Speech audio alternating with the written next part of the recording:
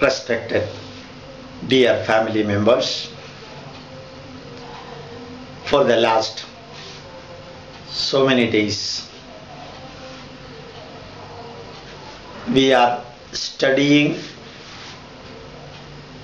the Vedas, the foundation literature of Hindu Dharma. We are continuing the lessons, and all those who are listening very carefully, learning that and teaching to others through copying the link of the YouTube, to all of them my heartfelt pranams. Now we will be further going deep into Vedas. So many people have got lot of confusion about Vedas.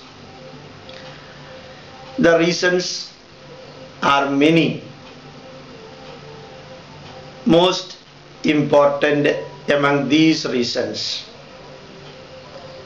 are: first, Vedic Sanskrit is different from the common Sanskrit.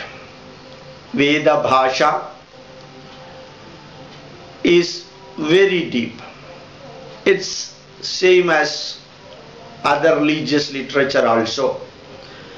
Quranic Arabic and common Arabic will be different. Similarly, Israeli present Hebrew and biblical Hebrew will be different. Another important thing about Vedas: one, Vedic Sanskrit is complicated. Second, for Vedic Sanskrit words, for each word many meanings are there. Third reason for the complication is that, as I told you earlier, for every mantra 3 types of meanings are there.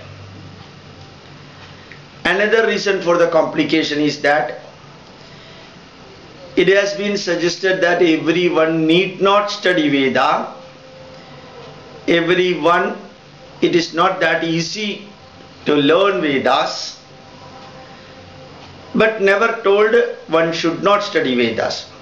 But the message has got distorted and explained in such a way that others should not study Veda or learn Veda. This created a lot of complication. And another very wrong impression created is that Aryans who came from outside composed these Vedas. That's the most complicated, confusing, intentional distortion created by the Western rulers and Western scholars. Western rulers wanted to rule India for hundreds of years, for which the English people wanted to create an impression in the mind of Indians that you Indians came earlier from European countries or Arctic Ocean or Switzerland or from Germany or from Tashkent or somewhere. You came first and later we came to India. So both of us are invaders to India, and the original people of India are known as Dravidians. There is no Dravida word in Veda at all. Original Indians are Dravidians. Aryans came to India as shepherds or cattle rearers, and they killed the Dravidas, and because of their supremacy they started ruling India, became the kings. So the Aryans invasion theory is nothing but the humbug created by the British rulers for creating an impression in the mind of Indians that you are invaders, we are also invaders. So both of us have got the same right on India. So just like you ruled the Dravidians, now we are ruling you. And we are also Aryans. So we can share Indian prosperity and wealth. This was initiated by many people, but firmly confirmed in the powerful lecture given by Max Muller in Cambridge University. Max Muller was the voice of Macaulay, and Max Muller was the voice of British rule initially. So he, by taking money, wanted to distort Vedas. That is the fifth complication. And for each page of distortion he was given £5 as honorarium. Remember that when he was writing the distorted meanings and versions of Rig Veda, Max Muller wrote to his wife saying that I am told to distort the Vedas, and for which I am paid £5 per page, and when the distorted version of Vedas go to the mind of Indians, automatically an inferiority complex will be generated in the mind of Indians, and slowly they will reject the Vedas, and the vacuum created when they reject Vedas can be filled with the biblical thoughts, the Bible. So Max Muller was just like a missionary, just like any British people.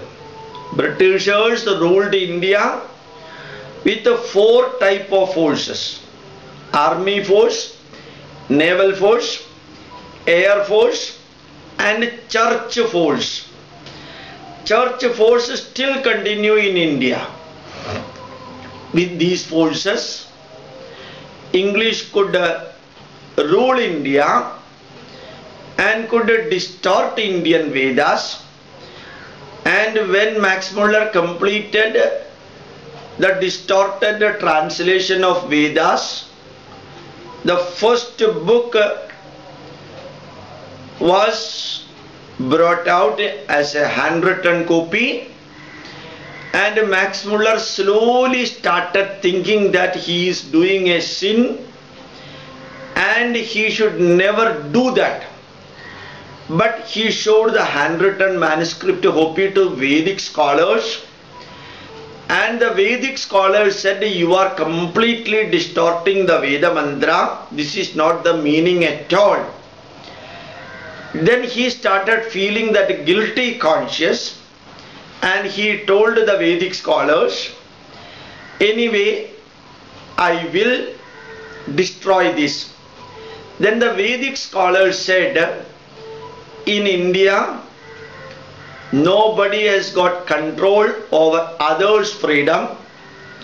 Everyone is free to write his own version of meaning and messages. So let your book also be there. Don't destroy it. Let people take whatever they feel worth it. If it is not worth, people will automatically reject. But unfortunately that first volume remained there. After that Max Muller wrote 46 volumes, the books of the Orientals. Later on Max Muller's viewpoint changed, and he delivered another fantastic lecture in Cambridge University and declared that the Aryan invasion theory is nothing but humbug. I propounded and I strengthened that view of Aryan invasion just to create an inferiority complex in the mind of Indians. But now I declare that I have done the most serious sin and I am withdrawing that. Remember that when Max Muller was delivering the lecture initially and declaring his hypothesis or theorem that Aryans came from European countries or Arctic Ocean or Switzerland or from Tashkent or from Ukraine or something like that, many hundreds and thousands of thinkers and scholars were listening to his speech. When Max Muller boldly declared that I was committing a sin and Aryan invasion theory is nothing but a myth, when he declared that Aryan invasion theory was a myth, hardly 1 dozen people were there in the Cambridge University auditorium to listen, and none of them accepted his second theory of correction. So including Jawaharlal Nehru, who created the maximum problem for India, and he started spreading Aryan invasion theory, and the Jawaharlal Nehru University became the epicenter of the earthquake of the Aryan invasion theory, which distorted Indian history completely. Later, hundreds of people, scholars, Rajaram Mohan Rai, Gopalakrishna Gokhale, Dayananda Saraswati, and Dr. Radhakrishnan, plus hundreds of people brought out the proof that Aryans were not invaders. Nobody came to India from outside. Arya word itself means that glorious people. Krinvando Vishwamaryam. And the wives used to call the husband Aryaputra. Aryaputra, the glorious son of motherland. Arya Vaidya Pharmacy, Arya Vepa, Arya Shrestha, Arya Varta. These are all the meaning of which convey the message that glorious people lived here in India. Albert Einstein has told that when we people were wearing the barks of the trees and the leaves of the trees for covering our body, there lived great scholars in the far east of this globe, India. They were highly cultured, civilized, and they contributed the scientific and technological knowledge for the world. Albert Einstein used the word, when we lived in European countries, lived with the barks and leaves of the plants for covering the body, the most enlightened group of people lived in India. So can anyone think that Europeans came here and composed Vedas, such a humbug theory? And that was necessary for the Britishers for divide and rule. It was also necessary for the Nehru family to adopt that for divide and rule. And another most complicated thing happened.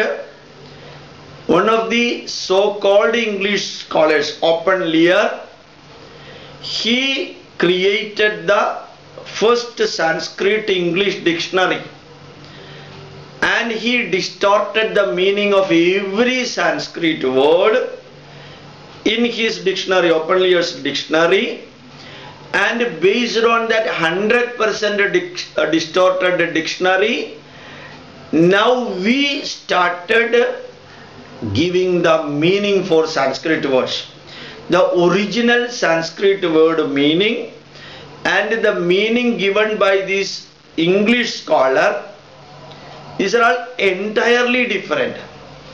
So the distorted meanings were continuously used even today for finding out the meaning of the Sanskrit words. Thus Vedas got terribly confused and misinterpreted. And when Jawaharlal Nehru was inaugurating Nagarjuna Sagar Dam, he declared that in India we had only some religion and philosophy, absolutely no science and technology existed in India. So for a developed nation like India, or for developing this country, we have to import every branch of knowledge from the West. So we started importing science from there, technology from there. We started importing the translation and commentary of our book from the West, and we started importing everything, and like that we became a mental slaves when Nehru started ruling India, physical slaves when English people ruled India. This was the correct point to say. And many people, many Indian scholars, particularly leftist from Bengal, and to some extent E.M. Shankaran Namboodiripad from Kerala, they also supported the so-called Aryan invasion, and the so-called intellectuals all over India through Jawaharlal Nehru University started distorting Indian history to get the clapping or applause from the West.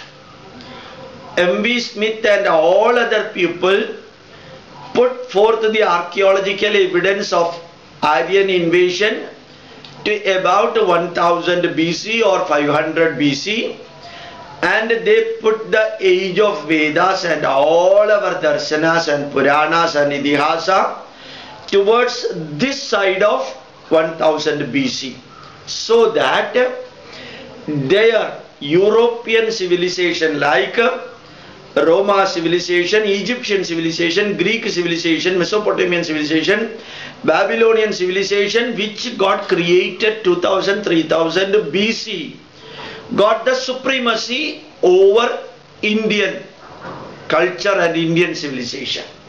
So remember that. These are all intentionally done, not unintentionally done.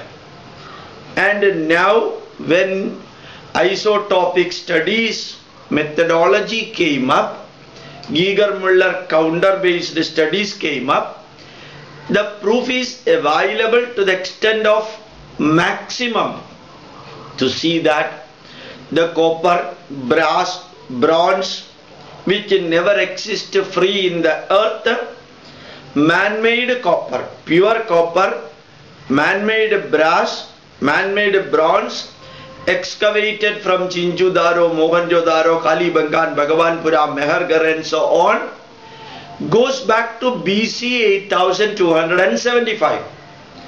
That is purely based on collaborative research between Cambridge University and the present unbiased Indian scholars. Unbiased, non-communist Indian scholars, non-communist, non-atheist, non-so-called radicalists, who wanted to tarnish India by supporting the West and denigrating Hindu Dharma.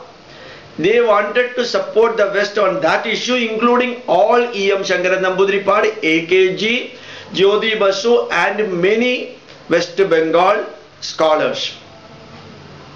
So, external atrocities plus the internal scholars' atrocities distorted Vedas, and some Vedic scholars themselves told that Vedas should not be listened casually, it should not be chanted just like other mantras, and Vedas are meant for those who can reach the level of Brahmajnana. But these were all again misinterpreted. Janmanal jayade martya, karmanal jayade dvija, brahmajnanena eva brahmana. Janmanal, by birth, all the people living on the surface of the globe earth, they are all human beings only. By birth, everyone is human being. Karmanal jayade dvija. By adopting a particular profession, one becomes an engineer, doctor, clerk, policeman, or military, or chartered accountant, or judge, advocate, and so on, by opting for a profession. That is the second meaning. Karmanal jayate dvija. By act, opting for a profession, he is getting another name, dvija, second birth. Brahmajnanena eva brahmana. Any Chandala, any Shudra, any Brahmana, or anybody can become a Brahmana by adopting the knowledge of Vedas. This got distorted, and distorted by saying that only Brahmana can get Brahmajnana. So that is the internal contribution, negative contribution given by the so-called Vedic scholars without knowing the correct meaning. Some people also wrote through Dharma Shastra. Those who are not that much serious in learning Vedas should not listen Vedas. Why that message came, you know? Simple example. Om Bhor Bhavasvaha Tat Savidurvarenyam Bhargo Devasya Dhimahi Dhiyo Yo Na Prachodayat. Dhiyo Yo Na Prachodayat. Where Na has to go down. Otherwise, what will happen? Here in Rigveda mantra, Yajurveda, Samaveda and Atharvaveda has got this Gayatri mantra, where Na is pronounced as Na, but the word is Naha. Naha means we people, we people. As I told earlier, Mama avam nav asmakam naha. Asmakam singular. Naha means plural. So you have to enlighten we people. When that Na did not get stress, then what will happen? It will become Na, ordinary Na. That Na means not, do not. That Na means not. Naha means us, we people. So when you are chanting the mantra without giving importance to the pronunciation of the letters, the meaning will go exactly opposite. Dhiyo yo naha prachodayat. O Sun God, let you enlighten all of us. Instead of that, O God Son, don't enlighten. This will become the meaning. Don't enlighten. Don't enlighten. That don't comes from Na. Enlighten all of us. All of us come from the word Naha. Indra Shatru. The enemy who is Indra. Indra Shatru. Indra's enemy. Indra as enemy. Second, Indra's enemy. So the meaning goes distorted. Why I explained this now to you, you know? If the letters and words are not pronounced perfectly, then the meaning will go. In Hindi you can see Gana, Ghana. See, one Gana is singing the music, another Gana is eating the food. If the pronunciation goes wrong, the meaning will also go. That is applicable for any language in the world. So our forefathers, who were also Vedic scholars, with a positive intention, told that everyone need not learn the Veda mantra, because while chanting Veda mantra, distortion should not take place. If it take place, the meaning and the message will go wrong. The effect will go instead of positive to negative. But their intention was positive, but again it got distorted. Thus so many complications took place for Vedas, and thus Vedas did not become part of the life. And Montlier's dictionary is creating problem even today. The best method for derailing the students, or for confusing the student, or for destroying the student, is either teach the teachers in the wrong way or publish the book in the wrong way.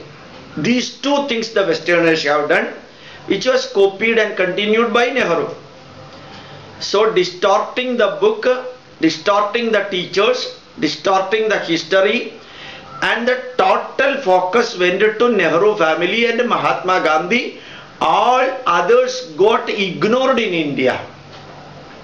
Some people wrongly gave him the message that he is Pandit Nehru, and his ultimate relation with the blood relation with the Muslims created another problem and gave him a great secular figure also. Instead of becoming an Indian Prime Minister, he wanted to become an international Prime Minister for getting the applause and clapping of the so-called UNO or League of Nations during then.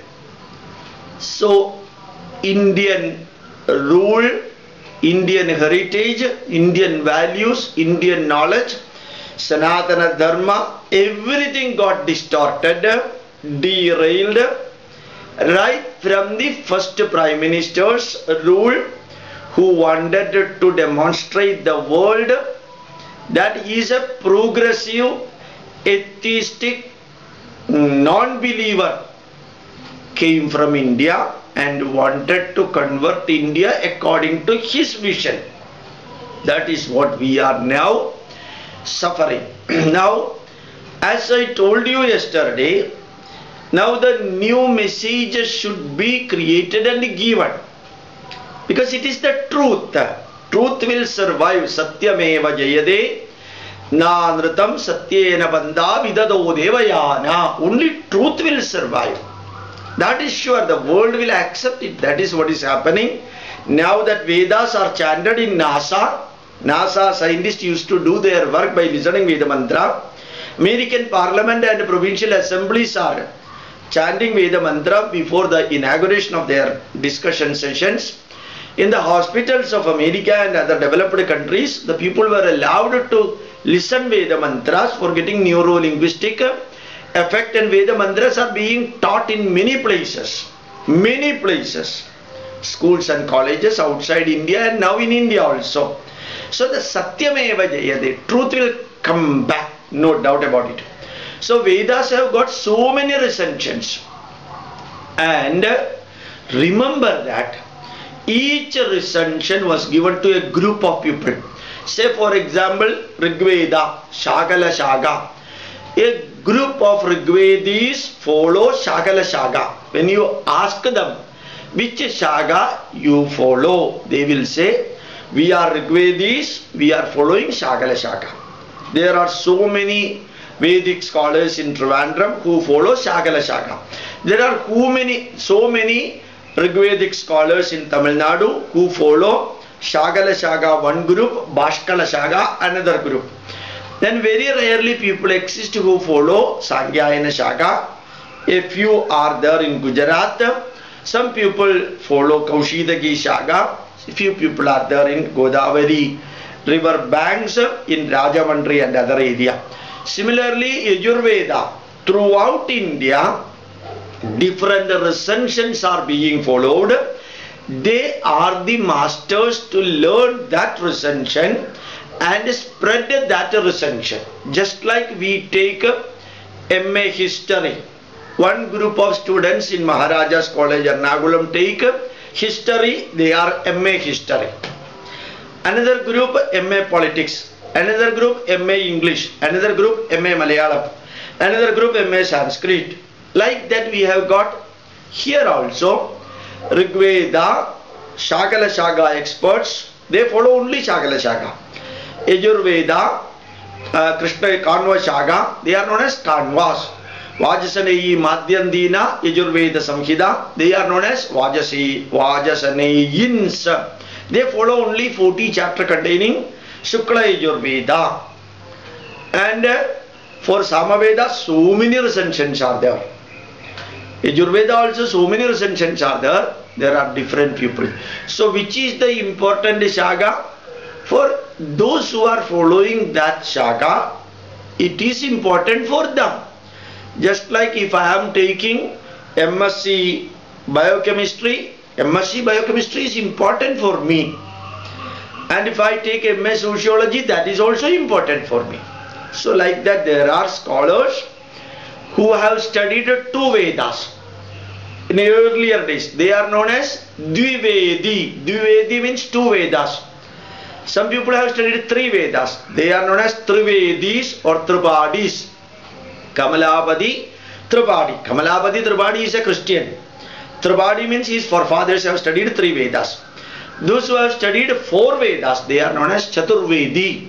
So Chaturvedi, Trivedi, Tripadi, Dvivedi, and so on has become just like a caste.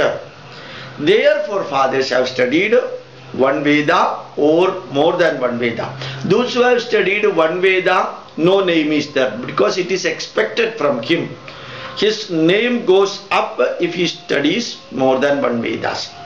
Now remember, we have studied about Aryan invasion, distortion took place, how all this nonsense came, Monlius dictionary, Dravida Aryavada.